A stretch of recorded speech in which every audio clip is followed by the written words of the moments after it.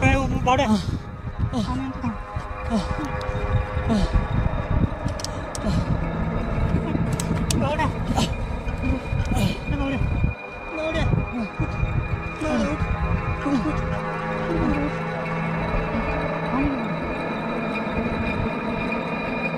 पाणी ते ना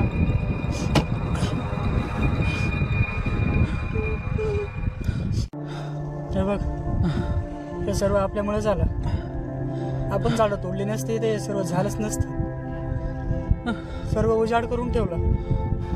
खायला काय नाही, प्यायला काय नाही, म्हणून लोक एकमेकांच्या जीवावर